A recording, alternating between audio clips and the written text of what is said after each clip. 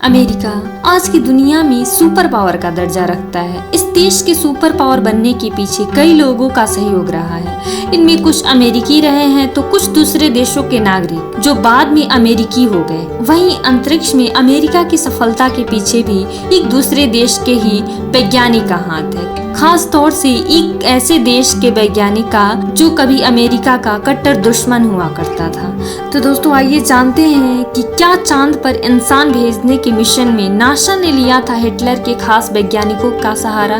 Knowledge fact 109 YouTube channel पर। दरअसल हम जिस वैज्ञानिक की बात कर रहे हैं उसका नाम वर्नर वॉन ब्राउन था। इस इंसान का जन्म जर्मनी के संपन्न परिवार में हुआ था, लेकिन स्पेस के प्रति इसकी दीवानगी ने इसे इस क्षेत्र का मास्टरमाइंड बना दिया।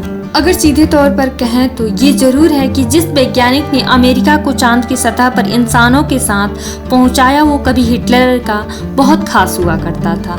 इस वैज्ञानिक को कभी पूरी दुनिया एक कट्टर नाजी सैनिक के रूप में पहचानती थी। हालांकि बाद में यही वैज्ञानिक अमेरिका जाता है और अमेरिकी स्पेस एजेंसी नासा को बुलंदियों तक पहुंचाता है। इसके बदले अमेरिका न सिर्फ इस वैज्ञानिक को पैसा और पावर देता है बल्कि उसे अमेरिका की नागरिकता भी देता है। हम जिस वैज्ञानिक की बात कर रहे हैं उसका नाम वर्नर वॉन ब्राउन था। इस इंसान का जन्म जर्मनी के संपन्न परिवार में हुआ था, लेकिन स्पेस के प्रति इसकी दीवानगी ने इसे इस क्षेत्र का मास्टरमाइंड बना दिया। ये सब कुछ शुरू होता है जब वर्नर वॉन ब्राउन महज 13 वर्ष की थी। उनकी माँ उन्हें उनके जन्मदिन पर एक दूरबीन देती है। इस दूरबीन ने वर्नर वॉन ब्राउन के भीतर आसमान को देखकर पल रहे सपनों को पंख दे दिया। बाद में उन्होंने अपने सपनों को उड़ान देने के लिए 17 साल की उम्र में बर्लिन स्थित इंस्टीट्यूट ऑफ टेक्नोलॉजी में एरोनॉटिकल इंजीनियरिंग में एडमिशन ले लिया।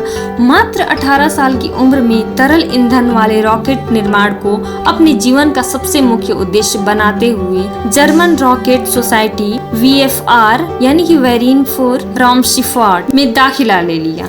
यहाँ से उनकी नजदीकी हिटलर से बढ़ने लगी और फिर वो हिटलर के कुछ सबसे चहेते लोगों में से एक हो गए। वहीं 1945 के बाद जब द्वितीय विश्व युद्ध अपनी अंतिम अवस्था में था और जर्मन हर मोर्चे पर हार का सामना कर रही थी, तब अमेरिका ने प्लान बनाया कि वह हिटलर के जितने भी बेस्ट ब्रेन हैं उन्हें अमेरिका में शरण देगी। इसके लिए उसने एक ऑपरेशन चलाया, ऑपरेशन पेपर क्लिफ। इसी के जरिए अमेरिका ने वर्नर वॉन ब्राउन और उनके साथ भारी संख्या में अन्य जर्मन वैज्ञानिकों को अमेरिका बुला लिया।